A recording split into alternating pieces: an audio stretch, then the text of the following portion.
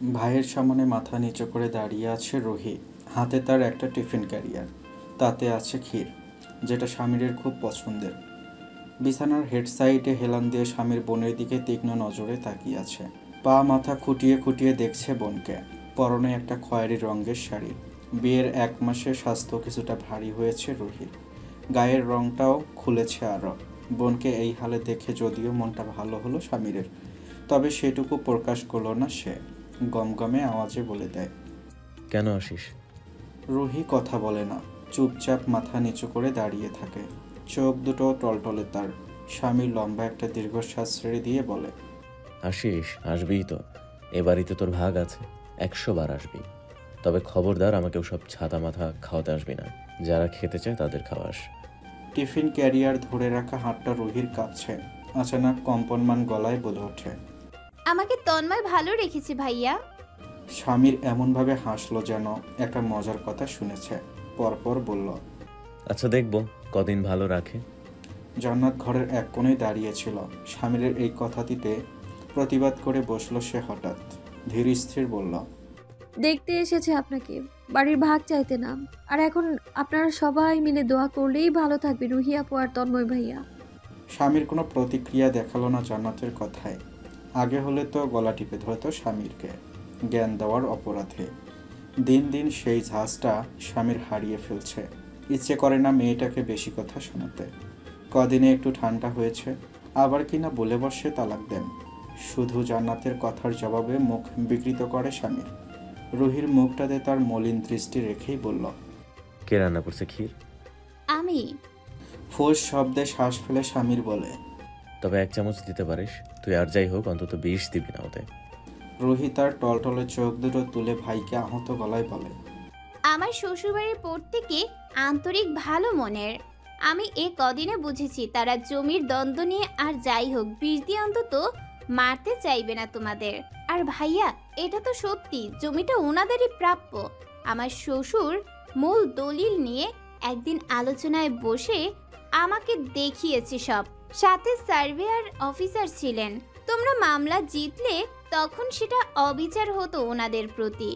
এটা তোমরাও জানো, আর আমিও জানি জমির প্রতি তোমাদেরও বিশেষ লোভ নেই। যথেষ্ট টাকা পয়সা আছে তোমাদের। তোমরা হেরেছো তাই এত কষ্ট তোমাদের। স্বামীর কথা বাড়ায় না। ডাক্তার বেশি চেঁচামেচি করতে বারণ করেছে, তাই চুপ থাকাই শ্রেয়। রুহি চোখ মুছে ক্ষীর বাটিতে বেড়ে স্বামীরের খুব কাছে গিয়ে বসল। চামচে ক্ষীর তুলে ভাইয়ের মুখে দিয়ে কাপা স্বরে বলতে লাগলো, অন্যায় করেছি তন্ময়, আমি দুজনেই তো স্বীকার করি। তোর বর কই? অফিসে। আচ্ছা, এখন যা, ক্ষীর রাখ, আর খাবো না। এত ঘন ঘন আসবি না, আমার মেজাজ খারাপ হয়। আর খাবার জিনিস তাই ফিরিয়ে দিলাম না আজ। এসব ছাতা মাথা আর আনবি না। রুহি ভাবির মুখের দিকে তাকায়। জান্নাত চোখের ইশারায় রুহিকে চলে যেতে বলে। একদিনে এই লোকের মান ভাঙানো কারো সাধ্যি, সে তো এক তপস্যার ব্যাপার। রুহি চোখ মুছে মাথার ঘোমটা টেনে চলে যায়। স্বামী তাকিয়ে থাকে বোনের আনা ক্ষীরের বাটিতে। জান্নাত ওকে লক্ষ্য করে নিশ্চুপ হাসে কিছুক্ষণ, পরপর বলে, আর একটু দেবো ক্ষীর? স্বামীর ভেতরে ভেতরে মৃদু শ্বাস ফেলে মাথা নাড়ায়, গম্ভীর কণ্ঠে বলে, না, আমি অত লোভী না। জান্নাত আপন মনে হাসে। সে জানে তার স্বামী যথেষ্ট ভোজন রসিক একজন মানুষ। পিঠাপুলি জান্নাত বানাতে পারতো না, বিয়ের পর স্বামীর জন্য শিখেছে। এই কমাসে এমন কোনো সপ্তাহ নেই জান্নাত পিঠা পায়েস ক্ষীর বানায়নি। জান্নাত এটাও জানে নিজেকে নির্লোভী দাবি করা লোকটা পায়েস ক্ষীর ফ্রিজে রেখে খেতে ভীষণ ভালোবাসে, ঠান্ডা ঠান্ডা। গত কমাসে জান্নাতের জীবনের প্রথম প্রাধান্যতা ছিল তার স্বামীর রসনা বিলাস। সেই ভাবনা আর অভ্যাস থেকে আপনা আপনি জান্নাত ক্ষীরের বাটিতে নিয়ে ছোটে ফ্রিজে রেখে আসতে। খানিক বাদে যখন ঘরে ঢুকলো তখন স্বামীর কথাটা তুলল। এতক্ষণ যেটা চেপে রাখতে চেয়েও পারেনি সে।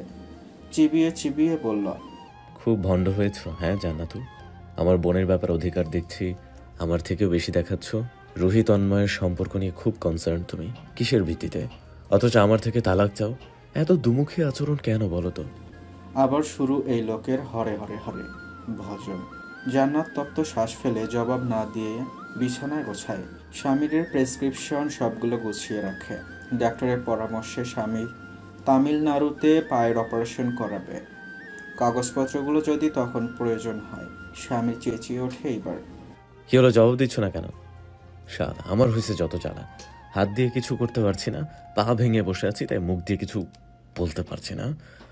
ভালোবাসি তাই। জান্নাত হাসলো এমন করে যেন একটা কৌতুক শুনল। পরপর হাসি থামিয়ে বলল, আরও কিছু বলা বাকি আছে আপনার? তুমি যেসব কাজ করে বেড়াচ্ছ ইদানিং, কিছুই তো বলছি না। কে বলতে নিষেধ করেছে বলুন? আপনি বলুন, আমি তো কানে তুলো আটিনি, শুনবো আমি, বলুন। সেটাই তো, বলার তো কত কিছু আছে। কত গালি আর থাপ্পড় যে জমা পড়ে যাচ্ছে জান্নাত, তুমি ভাবতেও পারবে না। অথচ আমি নিরুপায়, ভালোবেসে ফেলেছি তাই। লোকটার মুখে ভালোবাসার কথাগুলো যতটা মায়া মায়া লাগছে শুনতে, উপলব্ধি করতে ততটাই কষ্ট হচ্ছে জান্নাতের। জান্নাত ইনিয়ে বিনিয়ে জবাবটা দেয়, ভালোবাসা? হ্যাঁ, ভালো তো বেসেছেন।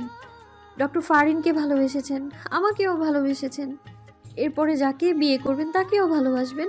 আপনাদের পুরুষদের মনে ভালোবাসা জিনিসটার অভাব নেই আসলে। আপনাদের যদি বলা হয় একসাথে পৃথিবীর সব মেয়েদের ভালোবাসো, আপনারা বাসবেন। আর কারো ভাগে একটু কমও পড়বে না। মহান আপনাদের যাত্রা। স্বামীর চমকে উঠল হঠাৎ। তার ভাবতেও কষ্ট হচ্ছে, এত পাকা পাকা কথা তার সেদিনের পুষকে বউটা বলছে। এই কথার পিঠে স্বামীর জবাব দিল না কোনো। এই মেয়েটা পণ করেছে স্বামীর ভালোবাসা সে বুঝতেই চাইবে না, নয়তো কি করে নিজেকে ফারিনের সাথে তুলনা করে। ফারিনকে জীবনে ধরে রাখার জন্য এত চেষ্টা স্বামীর করেছে। এই মেয়ে এত গর্ধব আর উচ্ছৃঙ্খল হয়ে উঠল কেন?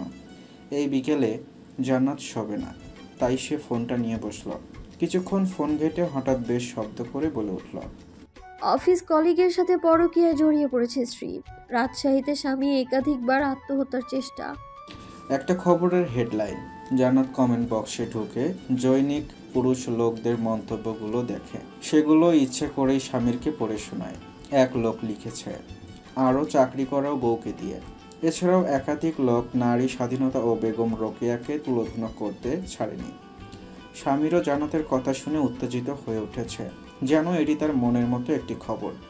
চোখের ইশারায় জান্নাতকে যেন বলছে, দেখেছো দুনিয়ার কি হাল, দেখেছো? আমি তো শুধু শুধু এমন করি না। চোখ নামালো জান্নাত।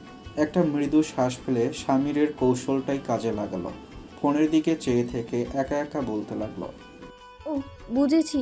মেয়েটা হয়তো কর্মক্ষেত্রে কোনো মেয়ে কলিগের সাথেই পরকীয়া করেছে। নয়তো কমেন্টে মানুষ কি ওই পরকীয়া প্রেমিকের কথা তুলেও গালিগালাজ করতো নাকি? সেটা তো করেনি কেউ। সব দোষ নারীটারই হলো।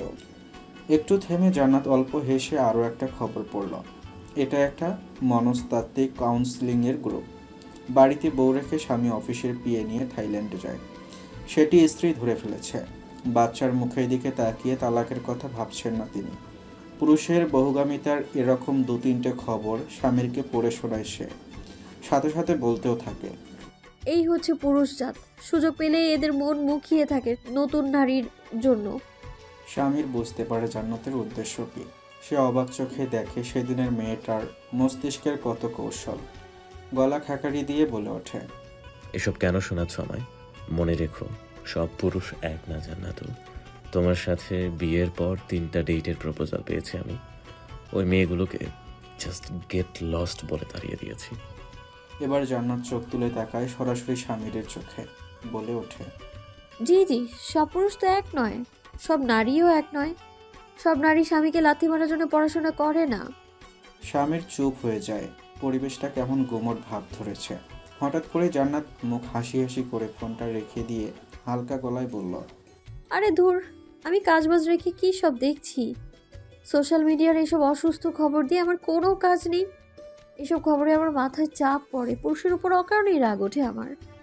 আমার চোখের সামনেই তো কত চরিত্রবান ভালো ভালো উদাহরণ আছে পুরুষ জাতের। আমার শ্বশুর শারাফাত চৌধুরী, হাওলাদার বাড়ির কর্তা মুশারফ চাচা, অ্যাডভোকেট চাচার ছেলে নুহাস ভাই, এরা কত বাধ্য বউয়ের সোশ্যাল মিডিয়ার 5 মিশালি খবর দেখে যারা নিজের জীবনে অহেতুক মানসিক অস্থিরতা বাড়ায়, তারা আসলে বলদ। আর আমি তো বলদ নই। জান্নাত উঠে মিছেমিছি কাজ করছে ঘরে। তার উদ্দেশ্য এখানেই থাকা, এখানে থেকে স্বামীরকে কথা শোনানো। জান্নাতের শেষ কথাটায় স্বামীর মুখ ফুলিয়ে থাকে, বলে, ওনারা সবাই চরিত্রবান আর আমি নই। জান্নাত থামে, জবাব দেয়, হ্যাঁ হ্যাঁ, আর আপনিও চরিত্রবান। আপনিও ভালো, মাঝে মাঝে একটু গালি দিয়ে অপমান করে বসেন, তাতে কি? আপনার চরিত্র তো ভালো, মাঝে মাঝে বিছানায় অকারণেই ধমকাধমকি করেন, তাতে কি? আপনার চরিত্র তো ভালো, মাঝে মাঝে বাপ তুলেও গালি দেন, তাতে কি? আপনার চরিত্র তো ভালো, মাঝে মাঝে বিছানায় একটু জবরদস্ত করেন, তাতে কি? আপনার আমি তো আপনারই বউ, আর আপনার চরিত্র তো ভালো। থমথমে হয়ে আছে স্বামীরের মুখটা। জবাব দিল খানিক বাদে। বলল, একটু শুক্রিয়া, না কখনো আগে ছিল না এখন আছে। পড়তে যদি কোনো গাঁজাখোর রেন্টেকারের ঘরে, তবে বুঝতে। জান্নাত যেন উত্তরটা তৈরি করে রেখেছিল। বলল, আমি পড়েছি স্বামী চৌধুরীর ঘরে, তাই সেই অনুযায়ী আমার চাহিদা রাখবো। খুব ভালো আছি আমি, তাই বলে আরেকটু ভালো থাকতে চাইতে পারবো না? এটা তো বিয়ের সময় কোথাও লেখা দেখিনি আমি। আপনি চাহিদা কমিয়েছেন কখনো? না তো, উল্টো দিনের পর দিন বাড়িয়েছেন। আমিও তাই। আমার কি চাহিদা? অবাক হয়ে জানতে চায় স্বামী। ওই যে রাতে ন্যাকামো করে বলতেন কাল অল্পতেই ছেড়েছিলাম, আজ 2 ঘন্টায়ও ছাড়বো না, সেটাই আমি বোঝাতে চাইছি। অল্পতে কে সন্তুষ্ট থাকে যদি চোখের সামনে দেখে তার আরও অনেক কিছু পাওয়ার সুযোগ আছে? এটাই মানুষের প্রবৃত্তি। অথচ আপনি আর আপনারাই আচরণ করে জায়েজ, আর জান্নাতুল করে বসলেই শুকরিয়া নেই জান্নাতুলের। যা পেয়েছে সেইটুকু নিয়ে সন্তুষ্ট থাকা উচিত। কথা বলতে পারছে না স্বামীর, তার স্মৃতি জবাব আসছে না। জান্নাত প্রসঙ্গ পাল্টাতে বলল, যাক সে কথা, আমরা অহেতুক তর্ক করছি, এইসব করার তো দরকার নেই। আপনি আপনার নীতিতে বলিয়ান থাকুন। এমন না করলে যে পুরুষের সৌন্দর্য কমে যাবে, সে কি সর্বনাশের কথা? আসরের আজান দিয়েছে। জান্নাত ঘরে জায়নামাজ বিছিয়ে নামাজ আদায় করে নেয়, আর স্বামী দেখতে থাকে মেয়েটিকে। কথাবার্তায় নয়, 10 দিনের ভেতরে পরিবর্তন এসেছে মেয়েটির চাল চলন আর হাঁটা চলেও। নামাজ শেষে স্বামীরকে ফল কেটে দেয় জান্নাত। এর মাঝে শ্যামা এসে বলে, বাগানে যাব ভাবি, আমার ফুল গাছে নাড়িয়ে দিয়ে দেবে। হ্যাঁ, আসছি। শ্যামা চলে যায়। জান্নাত ঘর থেকে বেরোনোর প্রস্তুতি নিলে স্বামীর আটকে দিল। যাবে না তুমি। কেন? বাগানের আশেপাশে বর্দা ঘেরা তো। আমি এখানে একা, তুমি যাবে না। মানুষটাকে জান্নাত দেখল, ভেতরে ভেতরে শ্বাস ফেলে বলে, একা তো কি? একা তো কি মানে? কতক্ষণ এভাবে 4 দেয়ালের মাঝে থাকা যায়? আমি কি রোবট? দাঁড়িয়ে পড়ল জান্নাত। বলল, আমি তো প্রায় এভাবেই থাকি, আমার তো অসুবিধা হয় না। স্বামীর এবার কোনো জবাব দিল না। জান্নাত ঘর থেকে বেরোলো ঠিকই, তবে তার মন টানল না কোথাও যেতে। ঘুরে আবার ঘরেই ঢুকে চুপচাপ বিছানায় বসল এবং গম্ভীর হয়ে বসেই রইল। স্বামীর নিস্পন্দন চোখে দেখছে জান্নাতকে। বাইরে থেকে আসা কমলা রঙের রোদে জান্নাতের ফর্সা মুখটা সোনার মতন ঝকঝক করছে। স্বামীরের মুগ্ধতা কাটে ফোনের শব্দে। জান্নাত উঠে কলটা রিসিভ করে স্বামীরের কানে ধরল ফোনটা। ওপাশ থেকে রাজন কিছু একটা বলতেই স্বামীরের মুখ কুঁচকে গেল, চেঁচিয়ে উঠল, হিসেবটা আমি এখনই দেব? সায়ন বাড়িতে নেই, আমি টাইপ করতে পারবো এ হাতে? কিন্তু হিসাবটা লাগবে রে ভাই, শামাকে দিয়ে টাইপ করা। কল কাটলে স্বামী জান্নাতকে বলল। শ্যামাকে ডেকে আনো। শ্যামা ততক্ষণে ওপাড়ায় এক বান্ধবীর বাড়িতে গিয়েছে। এবার বেশ রাগ ধরে গেল স্বামীরের। জান্নাতকে বলল, ল্যাপটপ নিয়ে আসো। স্বামীরের 7টা আঙ্গুলে ব্যান্ডেজ করা ছিল। জান্নাত ল্যাপটপ আনতেই আঙ্গুলের অগ্রভাগ থেকে ব্যান্ডেজ সরাতে গেলেই বেশ ব্যথা পেল স্বামীর। জান্নাত ভীষণ উদ্বিগ্ন হয়ে থামিয়ে দিল স্বামীকে। পাশে বসে নরম গলায় বলল, কি করতে হবে আমায় বলুন, আমি করে দিচ্ছি। পারবে তুমি? জান্নাত ল্যাপটপ অন করে চুপচাপ মাথা নাড়ে। স্বামীর ওকে দিয়ে হিসেবের ফাইলটা বের করিয়ে বলল, এখন ব্যালেন্সটা বের করতে হবে, তুমি এগুলো সব ক্যালকুলেট করো। যাও, ক্যালকুলেটর নিয়ে আসো। জান্নাত তাই করল। চুপচাপ স্বামীরের কথা অনুযায়ী কাজ করছে, আর স্বামীর নির্দেশনার ফাঁকে ফাঁকে দেখছে জান্নাতকে। হঠাৎ একটু থেমে বলল, এত কিছু কিভাবে শিখলে? শিখিনি, আপনি রাত জেগে কাজ করতেন, আমি পাশে শুয়ে দেখতাম, দেখতে দেখতে মুখস্থ হয়ে গিয়েছে। শেষ বিকেলের মৃদু হাওয়ায় মেঘ সমান কালো, লম্বা চুলগুলো উঠছে জান্নাতের, যা দেখে চোখ জুড়িয়ে যাচ্ছে স্বামীরের। কি যে স্নিগ্ধ লাগছে মেয়েটিকে। হঠাৎ স্বামীর অনুভব করলো যে আত্মবিশ্বাস নিয়ে জান্নাত কাজটা করছে, সেই আত্মবিশ্বাসে স্বামীরের জ্বলুনি হচ্ছে না, মোটেও হচ্ছে না। চোখ তুলল জান্নাত, চোখাচোখি হলো দুজনের। স্বামীর গলা খাকারি দিয়ে নামিয়ে নিল চোখ। জান্নাত বলে উঠল, উপরের হিসাবটা ঠিক করে দেব? ডেভিডের ঘরে সংখ্যাটা সম্ভবত ভুল। স্বামী তাকায় ল্যাপটপের স্ক্রিনে, পরপর বলল। এত কিছু রাতে দেখে দেখে শিখেছো? মাথা নাড়ায় জান্নাত, আস্তে ধীরে বলে। সায়েন্স খুব ব্যয়বহুল হবে বিধায় আমি শুরুতে কমার্স নিয়েছিলাম, 4 মাস ক্লাসও করেছিলাম। তারপর হেড স্যার এসে বলল, তুই সায়েন্স নে, আমি তোকে পড়াবো। স্বামীর ভীষণ অবাক হয়, অস্ফুটেই বলে। 4 মাসে অনেক কিছু শিখেছো। জান্নাত যেন সব কিছু ভুলে হঠাৎ খুব লাই পেল স্বামীরের কাছ থেকে, যেন খুব আশকারা পেল, উচ্ছ্বাসিত হয়ে বলল। আমি খুব হিংসুটে ছিলাম জানেন, আমার চেয়ে বেশি কেউ পারবে এটা আমি মানতেই পারতাম না। তাই কোনো পাঠ্য বই পেলেই একেবারে গিলে খেয়ে ফেলতাম। খিলখিলিয়ে হাসছে জান্নাত। স্বামীর ওর হাসি দেখে। জান্নাত হাসতে হাসতে হিসেবটা ঠিক করে দিয়ে উঠে দাঁড়ায়। ততক্ষণে মাগরিবের আজান দিয়ে দিয়েছে। জান্নাত ল্যাপটপ তার জায়গা মতো রেখে এসে স্বামীরকে ধরে। উঠুন, এখন হাঁটবেন একটু, ডক্টর বলেছেন একটু একটু হাঁটতে, নয়তো মেরুদণ্ড ধরে যাবে। ধীরে ধীরে স্বামীর ক্রাচে ভর দিয়ে হাঁটলো সন্ধ্যাটা। ওকে পাশ থেকে ধরে থাকলো জান্নাত। দোতলার করিডর পেরিয়ে বারান্দায় গেল একটু বাইরের বাগানের ফুলের ঘ্রাণ নিতে। সেখানে গিয়ে দাঁড়িয়ে পড়ল স্বামীর। ওপাশে সেই 1% জমিতে রুহি আর তন্ময় ফুলের গাছ লাগিয়েছে অনেক। সন্ধ্যাবেলা অফিস থেকে এসে তন্ময় বউকে নিয়ে সেখানে চেয়ার পেতে বসে চা খাচ্ছে। স্বামীর কিছুক্ষণ ওদেরকে দেখে জান্নাতকে বলল। ঘরে নিয়ে চলো। জান্নাত তাই করল। একটু হেঁটেই স্বামীরের পায়ে অসহনীয় যন্ত্রণা হচ্ছে। ওকে দুহাতে আগলে ধরে জান্নাত নিচু গলায় বলল। সবটুকু ভর আপনি আমার গায়ে দিয়ে হাঁটুন, উপায় মোটেও ফেলবেন না। পারবে তুমি? জি। জান্নাত বেশিক্ষণ ভর ধরে রাখতে পারল না। স্বামীরকে বিছানার কাছটাতে এনেই নিয়ন্ত্রণ হারিয়ে ফেলল। ফলাফল, স্বামীর পড়ল আগে বিছানায়, তারপর পড়ল জান্নাত স্বামীরের বুকেই। ব্যথার তোরে তীব্র আর্তনাদ করতে গিয়েও স্বামীর করল না। দাঁতে দাঁত পিষে চোখ বড় বড় করে তাকিয়ে রইল জান্নাতের সিথিতে। জান্নাত স্বামীরের বুক থেকে মাথা তুলে তড়াক করে লাফ দিয়ে উঠল। লোকটার নীল হয়ে যাওয়া ব্যথাতুর মুখটা দেখে ছটফটিয়ে উঠল। সরি, আমি না বুঝতে পারিনি। আপনি ব্যথা পেয়েছেন বেশি? এলোমেলো হয়ে আছে জান্নাতের খোপা, ফুলে আলগা হওয়া চুল। ঠোঁট কাঁপছে জান্নাতের, মনে হচ্ছে এক্ষুনি কেঁদে ফেলবে মেয়েটা। স্বামীর হঠাৎ মেলান হাসল। জান্নাত আর একটু এগিয়ে ওর বুকে হাত রেখে কেঁদে দিয়ে বলল। ব্যথা পেয়েছেন বুকের পাঁজরে? দুপাশে মাথা নাড়ে স্বামীর, আস্তে ধীরে বলে। না, ভালোই লাগলো। পায়ের প্রকট ব্যথাটা তেমন আর নেই স্বামীরের এই কমাসে। তবে পায়ের গোড়ালি থেকে এমনভাবে হাড় বেঁকেছে আর ভেঙেছে যে হাঁটতে গেলে যথেষ্ট হ্যাপা পোহাতে হয়। ক্রাচে ভর করেও খুব একটা বেশি হাঁটে না স্বামীর। অবশ্য বেশ কদিন ধরে 3 বেলা নিচে নামে সিঁড়ি বেয়ে খাবারটা খেতে। ঘরে বসে খাবার খেতে ইচ্ছে করে না তার। স্বামীরের অন্যান্য ঘাস শুকিয়েছে কদিন হলো। হাতের আঙ্গুলের ব্যান্ডেজ খুলেছে। মোটামুটি সুস্থ সে বাকি সব দিক থেকে। তবে পায়ের দুশ্চিন্তায় ভাটা পড়েছে সেসব। অত তেজি আর খ্যাপাটে লোকটা মনমরা হয়ে থাকছে বেশিরভাগ সময়। আজ খাবার টেবিলে মাইমুনা আর স্বামীর বসে আছে। রান্নাঘরে ছিল জান্নাতুল। কলিজা ভুনা লবণ কম হয়েছে, তাই সামান্য লবণ ছিটিয়ে নতুন করে গরম করতে গিয়েছে সেটা। স্বামীর হাতে পরোটা নিয়ে বসে আছে। অপেক্ষা মানসে।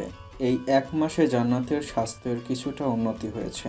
যেভাবে স্বাস্থ্য ভেঙেছিল, পরিমিত খাদ্য অভ্যাসের দরুন দ্রুততা গড়েছে। বরং আরেকটু মোটা হয়েছে, ঠিক স্বামীরের মনের মতো। পরোটা হাতে নিয়ে স্বামীর আর চোখে সেটাই লক্ষ্য করছিল। তার ঘোর কাটে মাইমুনার রিনরিনে আওয়াজে। জান্নাত কলিজা ভুনা নিয়ে এলে ওর ভেজা চুল দেখে মাইমুনা মস্করা করে বসলেন। কিরে তোর চুল ভিজা কেন? জান্নাত ঘোমটার নিচে তার ভেজা চুলে হাত বোলায়। সকালবেলা বাইরের বাগানে আছাড় খেয়ে পড়ে গায়ে কাদামাটি লাগিয়েছিল বিধায় গোসল করেছে।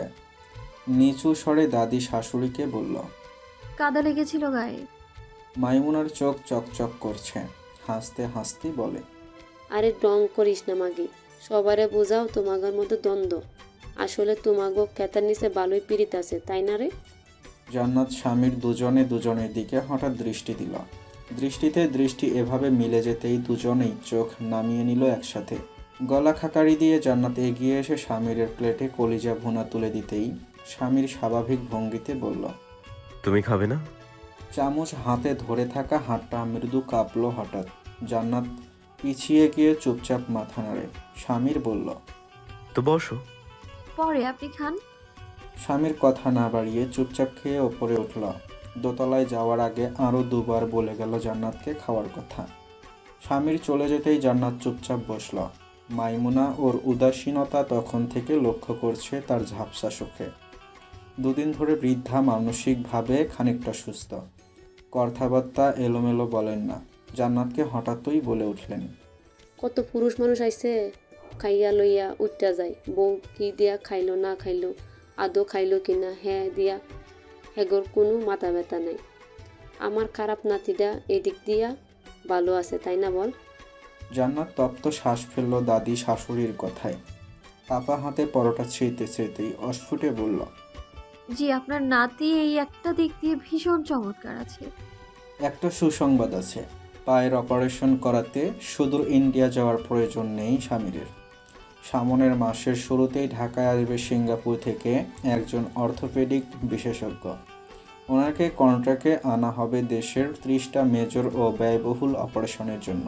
শেরেবাংলা হাসপাতালের অর্থোপেডিক বিভাগের প্রধান সহ তার সুযোগটাই লুফে নিল স্বামীর।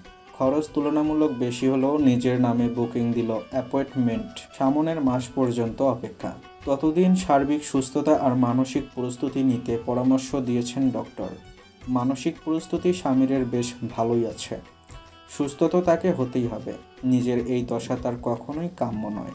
আর না সে চায় তার বউটাকে হাতছাড়া কাজছাড়া করতে। ঘড়িতে সময় দেখে স্বামীরের ক্রাচে ভর করে উঠল। সকাল সময় 10টা। ব্রেকফাস্ট সেরেছে দীর্ঘক্ষণ আগেই। এখন তার একটু হাঁটাচলা করার সময়। হাঁটাচলা বলতে ওই বারান্দা আর বেলকনি, এর বেশি আর দূরে যায় না সে। আশেপাশে জান্নাত নেই। ওকে খুঁজে না পেয়ে স্বামীর মৃদু শ্বাস ফেলে। তবে এই দীর্ঘশ্বাসের কারণটা স্পর্শ নয় স্বামীরের কাছে। সে কি মন খারাপ করেছে, নাকি কষ্ট পাচ্ছে, নাকি মেয়েটার প্রতি রাগ বাড়ছে? ইদানিং জান্নাতকে ঘিরে নিজের অনুভূতিগুলো বড্ড অস্পষ্ট স্বামীরের কাছে। আগে হলে স্বামীর এক কথায় রাগ করত। ইদানিং সে বুঝতে পারে না এই অল্প স্বল্প দূরত্বে তার এত চিনচিনে ব্যথা হয় কেন। কেন পুরুষালী রাগ আসে না?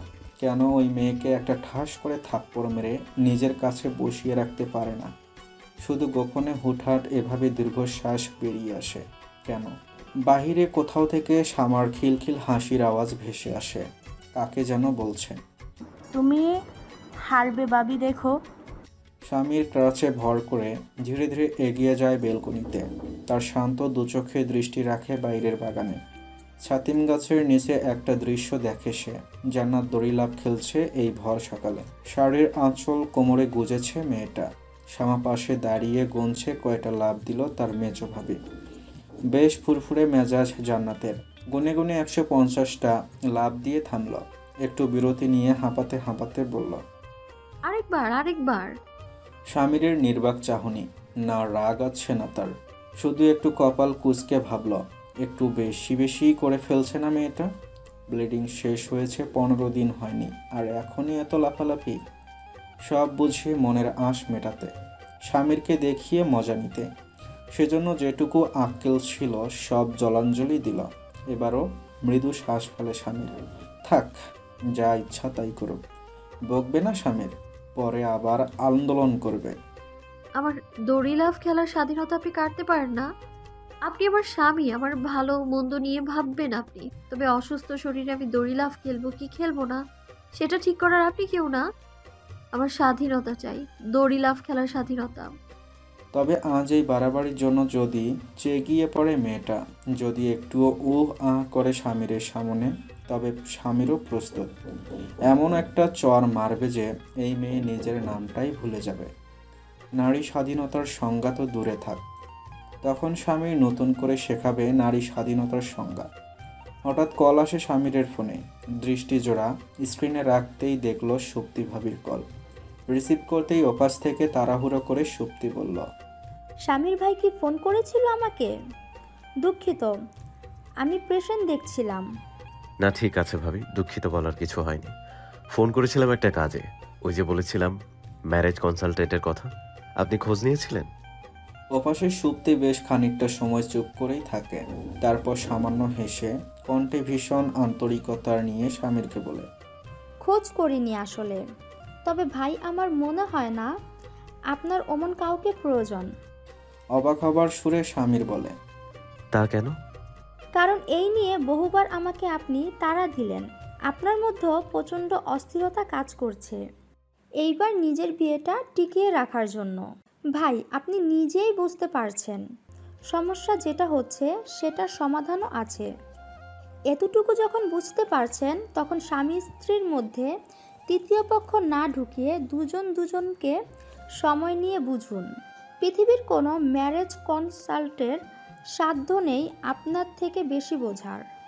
একটু চেষ্টা করুন, দেখুন। আমি জানি আপনি নিজের ভুলগুলো বুঝতে পারবেন। নেই, আমার কোনো ভুল নেই। এটাই আমি ম্যারেজ কনসালটেন্ট নিয়ে বসে ওই মেয়েটাকে বোঝাতে চাই। সুপ্তিকে থামিয়ে দিয়ে বাচ্চা সুলভ জেদি গলায় স্বামীর বলে উঠল। ওপাশে হেসে ফেলল সুপ্তি। পরপর বলল, আচ্ছা আচ্ছা, আপনার কোনো ভুল নেই। তবু ওর সাথে মাথা ঠান্ডা করে বসে আলোচনা করুন। ভুল যখন নেই, সেটা ঠান্ডা মাথায় কথার মারপ্যাঁচে ফেলে মেয়েটাকে বুঝিয়ে দেওয়া উচিত, তাই না? অযথা কেন খেপবেন বাচ্চা মেয়েটার ওপর? হিতে বিপরীত হয় না এতে। এক কাজ করুন, আজ রাতেই বসুন।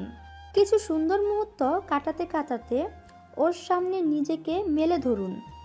আপনি ফিল করলে আমরা আছি। এরপর ওই স্বেচ্ছাচারী পিচ্ছি মেয়েটাকে দড়ি বেঁধে ম্যারেজ কনসাল্টের কাছে নিয়ে যেতে আমরা আপনাকে সাহায্য করব। নিশ্চিন্ত থাকুন। কল কেটে দেয় সুপ্তি কথাগুলো শেষ করে। স্বামীর ফোন নিয়ে চুপচাপ চেয়ে থাকে বাগানে দাঁড়িয়ে থাকা চুলের খোপা বাঁধতে থাকা জান্নাতের মুখের দিকে। সুন্দর মুহূর্ত। এই মেয়ের সাথে শেষ কবে সুন্দর মুহূর্ত কাটিয়েছে স্বামীর মনে নেই তার। সুস্থ হবার পরে ইদানিং কখনো রাতে চাহিদা জাগলেও ঘুরেও তাকায় না স্বামীর। মনে পড়ে জান্নাতের ওকে নিয়ে ধারণা করা কথাগুলো। স্বামীরের চাহিদা নিয়ে কতবার খোঁচা মেরেছে। নিজেকে ছোট মনে হয় খুব স্বামীরের। অথচ স্বামীর জানে চাহিদার বাহিরে স্বামীর কত কারণে জান্নাতকে ছুত, কত পবিত্র কারণেও। সেসব বুঝতে ব্যর্থ মেয়েটা, স্বামীর বোঝাতে ব্যর্থ। এই যে দুজনের বোঝাবুঝির অপারগতা, এটাই কি শুধরে নেওয়া উচিত ঠান্ডা মাথায়? কিন্তু মাথা ঠান্ডা থাকে না কেন স্বামীরের? তবে কি দোষ বেশি স্বামীরই? রুহি তন্ময়ের বিয়েটা দুপক্ষের লোক যখন ধীরে ধীরে একজন দুজন করে মেনেই নিয়েছে, তখন এই বিয়েটাকে অনুষ্ঠানে পাতিয়ে ধুমধাম করে সামাজিক স্বীকৃতি দেওয়াটাকেই সমীচীন মনে করল দুই বাড়ির অভিভাবক সারাপত চৌধুরী আর মোশাররফ হাওলাদার। সেদিন সন্ধ্যায় নতুন বেহাই বাড়িতে অসুস্থ সারাপত চৌধুরীকে দেখতে এসে চা খেতে খেতে মোশাররফ হাওলাদার নিজের কথাটা তুলেছেন। সবার মনে রুহি তন্ময়ের ওপর রাগ আছে, সেসব কিছুদিনের জন্য পাশে সরিয়ে রেখে এটুকু করা উচিত। 10 কথার এক কথা, সমাজে টিকতে হলে হাঁটা মুরব্বীদের মানতেই হয় শেষমেশ। জিতে যায় প্রেমিকরা, কিছুতেই বলা যায় না। দুজন অভিভাবক তাদের ছেলেদের নিয়ে বসে আলোচনা করে খুব দ্রুত একটা রিসেপশনের আয়োজন করার সিদ্ধান্ত নিয়েছে। বাড়ির লোকজন সেটি নিয়ে ভীষণ ব্যস্ত। অবশ্য স্বামীর এখনও নিমরাজি এসব নিয়ে। রুহি তন্ময়ের সাথে এ যাবৎ সহজ হয়নি সে, তবে সারাফাত আর রাজনের সিদ্ধান্তেতেও আপত্তি তোলেনি। বিকেলে সুহানা গিয়ে স্বামীরের ঘরের দরজায় দাঁড়ায়। ভেতরে উকি দিতেই স্বামীর বলে, এসো ভাবি, কিছু বলবে? মিনমিনে স্বরে সুহানা বলল, আজ না জান্নাতের তানিয়া আপুর চেম্বারে যাওয়ার কথা, ও যাবে না? ওর মনে নেই? মুখ ভঙ্গি গম্ভীর স্বামীরের। বলল, নেই হয়তো। তা থাকবে কেন?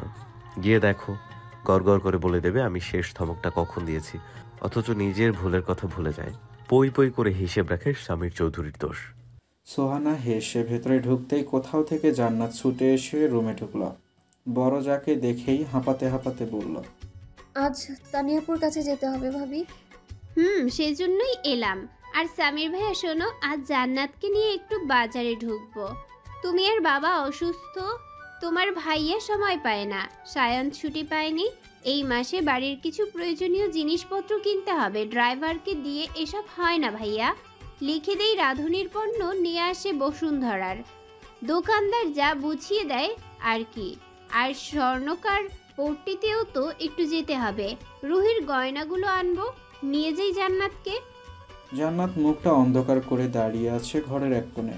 স্বামীর আর চোখে ওকে এক পলক দেখে সুহানাকে বলল, যাও, এমন স্বাধীনতাই তো চাইনি। আমি খোড়া মানুষ যে নিজে স্বাধীনভাবে হাঁটতে পারি না, আমি কে বাধা দেয়ার? ভেতরে ভেতরে তপ্ত শ্বাস ফেলে জান্নাত। এই লোক শোধরাবেই না কখনো। অনুমতি দিলেও দু কথা শুনিয়ে নিজের বুক ঠান্ডা করে। এ কেমন শান্তি পুরুষ মনের! কি শান্তি পায় এই লোকটা এভাবে কথা শুনিয়ে। যে শোধরাবে না বলে পণ করেছে তাকে আর বুঝিয়ে বুঝিয়ে মুখে ফেনা তুলে লাভ কি? জান্নাত হাল ছেড়ে দিয়েছে মনে মনে, পুরোপুরি ভাবে। সোহানা জান্নাতকে রেডি হতে বলে বেরিয়ে যায় ঘর থেকে। জান্নাত এক পলক স্বামীরকে দেখে। লোকটা গোল গোল চোখে জান্নাতকে খুঁটিয়ে খুঁটিয়ে দেখছে। জান্নাত গিয়ে সুতি শাড়িটা পাল্টে একটা মেরুন রঙের মণিপুরি শাড়ি পরে নেয়। স্বামীর বিছানায় বসে চুপচাপ দেখতে থাকে জান্নাতের সাজগোজ। কপালে সূক্ষ্ম রেখা দৃশ্যমান হয়েছে তার। এত সাজে কেন এই মেয়ে? বাজারে কাকে দেখাবে এই সাজ? ওই স্বামীর সামনে তো কখনো এভাবে সেজে আসতো না। শুধু সাজগোজ নয়, স্বামীর প্রতি কোনো ধরনের আগ্রহই দেখাতো না এই মেয়ে। একটুও চেষ্টাও করতো না স্বামীরকে মুগ্ধ করার। সে তো স্বামীর নিজে নিজে মুগ্ধ হতো। সম্পর্কে এই মেয়ের কেন এত এফোর্ট ছিল, অথচ বড় বড় বাতেলা। আর সবসময় ভিকটিম কার্ড প্লে করার চেষ্টা করে। আরে তোকে জোর করেছে এই স্বামীর চৌধুরী বিয়েতে? তোর হাত পা বেঁধে কবুল বলিয়েছে? না তো। বিয়েতে মদ না থাকলে পালিয়ে যেতি কোথাও। অসহায় হয়ে বিয়েতে মদ দিয়ে এত নাটক কেন? অতটা কচি খুকি তো তুমি ছিলে না জান্নাতুল ফেরদাউস, যে জানতে না বিয়ের পর কি কি হতে পারে তোমার সাথে। তোমাদের গ্রামের আর 5টা মেয়ের বিবাহিত জীবন সম্পর্কে তুমি বেশ ভালোই অবগত ছিলে। ইদানিং একা একা মনে মনে জান্নাতের সাথে কথা বলার রোগ ধরেছে স্বামীর। এভাবে অনেক কথা বলে। জান্নাত সাজগোজ কিছুই করলো না। হঠাৎ কি মনে করে লিপস্টিক লাগাতে গিয়েও লাগায় না। আয়নার ভেতরে পটকা মাছের মতো ফুলে থাকা স্বামীর মুখটা দেখে মলিন হেসে একটা স্কার্ফ বের করে নেয় জান্নাত ওয়ার্ড্রপ থেকে। শাড়ির ওপর হিজাব বেঁধেছে সে। দেখতে খুবই সুন্দর আর মার্জিত লাগছে। স্বামীর জান্নাতের কাণ্ড দেখে ফেলফেল করে তাকিয়ে থাকে, তবে মুখে কিছুই বলে না। জান্নাত পার্সটা হাতে তুলে নিয়ে নিচু স্বরে আসছি বলে বেরিয়ে যায়। তানিয়া জান্নাতের চেক আপ করে মিষ্টি করে হেসে বলে, আজ একটু সুন্দর লাগছে, গায়ে রক্ত আছে মনে হচ্ছে। যেসব খাবার খেতে বলেছি খাবে 3 বেলা। আর ভালো কথা, যে কন্ট্রাসেপটিভ পিলটা সাজেস্ট করেছি ওটা খাচ্ছ তো? জান্নাত জবাবে মাথা নিচু করে দুপাশে মাথা নাড়ে। কেন? উনি অসুস্থ, প্রয়োজন নেই। অস্ফুটে স্বরে জবাব দেয় জান্নাত। তানিয়া কিছুক্ষণ চেয়ে থাকে জান্নাতের মুখের দিকে, পরপর বলে, থাকতে চাচ্ছ না ওর সাথে? জান্নাত চমকে উঠে তাকায়, জবাব দেয় না। তানিয়া মৃদু হেসে বলে, ওকে, তোমাদের পার্সোনাল বিষয়ে কথা না বলি, তবে সংসার করতে গেলে ওই কন্ট্রাসেপটিভ পিলটা ছাড়া আর কিছু নেবে না, ঠিক আছে? ওটা অনেকটা কম ক্ষতিকর, তবে ভালো হতো স্বামীর কোনো ব্যবস্থা নিলে। কিন্তু পুরুষ মানুষ এসব ব্যাপারে বড্ড অলস হয়। এরা বুঝতে চায় না কন্ট্রাসেপটিভ পিল একটা মেয়ের জন্য কতটা ক্ষতিকর। আই উইশ স্বামীর একটু রাগী হলেও এসব বুঝবে। ওকে একটু খুলে বলো বিষয়টা। এসব নিয়ে তো আমি কথা বলতে পারি না, তাই না? চেনা জানা না থাকলে যে বলতাম। জান্নাত চুপচাপ শুনল তানিয়ার দাম্পত্য এবং স্বামী স্ত্রীর যৌন জীবন নিয়ে বিস্তারিত পরামর্শমূলক আলোচনা। ছাড়া পেল আধা ঘন্টা পর। ওখান থেকে বেরিয়ে জান্নাত আর সুহানা সোজা চলে গেল স্বর্ণকার পট্টিতে। রুহির গহনাগুলো তখনও প্রস্তুত হয়নি। ম্যানেজার বললেন আধ ঘন্টা অপেক্ষা করতে। সুহানা তখন জান্নাতকে বলল, চলো জান্নাত, ততক্ষণে আমরা বটতলা মোড় থেকে হেঁটে আসি। ওখানে এত ভালো পাঁপড় আর ফুচকা পাওয়া যায়, খুব মজা খেতে। চলো যাই। জান্নাত কেন জানি উদ্দীপনা খুঁজে পাচ্ছে না নিজের জীবনের এই হঠাৎ আসা স্বাধীনতায়। মুখটা থেকে তার মলিনতা সরেই না। চোখের সামনে শুধু অসুস্থ মানুষটার চেহারা ভাসে, যে পছন্দ করে না জান্নাতের উড়ে বেড়ানো। জান্নাত তো এই স্বাধীনতা কখনো চায়নি, যে লোকটা অক্ষত হয়ে বিছানায় পড়ে থাকবে আর সে দুনিয়া চষে আনন্দ নেবে। জান্নাত কি চেয়েছে সেটা শুধু জান্নাত জানে। ওই লোকটা কখনো জানবে না, জানলেও বুঝতে চাইবে না। জায়ের সাথে গিয়ে পাঁপড় আর ফুচকা খেয়ে যখন জান্নাত গাড়ির কাছে এলো, তখন হঠাৎ করে পা থামল তার একটা বিব্রতকর পরিস্থিতির শিকার হয়ে। এ ধরনের পরিস্থিতিতে জান্নাত খুব কমই পড়েছে, কারণ বাহিরের দুনিয়ার সাথে তার সাক্ষাৎ খুব কম হয়েছে শহরে এসে। রাস্তার একপাশে এক লোক অস্থায়ী দোকান বানিয়ে আম বিক্রি করছে। জান্নাত আর সুহানা যখন তার পাশ থেকে যাচ্ছিল তখন লোকটা হঠাৎ বলে উঠল, আপা আমি নিবেন? ওরা মাথা নেড়ে সামনে যখন দু কদম দিল, হঠাৎ একপাশে গোল হয়ে দাঁড়িয়ে থাকা কয়েকটি উঠতি বয়সী ছেলের মধ্য থেকে একজন নিচু স্বরে খিক খিক করে বলে উঠল, আপাদের সঙ্গে আম আছে মামা, আপনারগুলো নেবেন না। আচমকা পা থামল জান্নাত আর সোহানার। মুখ কেমন ফ্যাকাশে হলো এই বিশ্রী অভিজ্ঞতায়। তৎক্ষণাৎ ঘুরে তাকিয়ে দেখলো সবাই যে যার কাজে ব্যস্ত। কথাটা কোন ছেলে বলেছে সেটা বোঝার সাধ্যই নেই জান্নাত আর সোহানার। জান্নাত রক্তশূন্য মুখে তাকিয়ে রয় ফোন টিপতে থাকা ছেলেগুলোর মুখের দিকে। হঠাৎ করে স্বামীরের বলা সেদিনের রাতের কথাটা প্রতিধ্বনিত হয় তার কানে। বাইরে যাওয়ার খুব শখ না? একবার বাইরের দুনিয়ায় পা রেখে দেখো জান্নাতুল ফেরদৌস, বুঝতে পারবে কি সব থেকে তোমাকে সরিয়ে রেখে আগলে রেখেছি। বুঝতে পারবে তখন তোমার স্বামী তোমাকে কত বিশ্রী জিনিসের সংস্পর্শ থেকে বাঁচায়। অবশ্যই বুঝতে পারবে বাইরের দুনিয়াটা ঠিক কী রকম, সেটা বাইরের দুনিয়ায় পা রেখেই তুমি বুঝতে পারবে।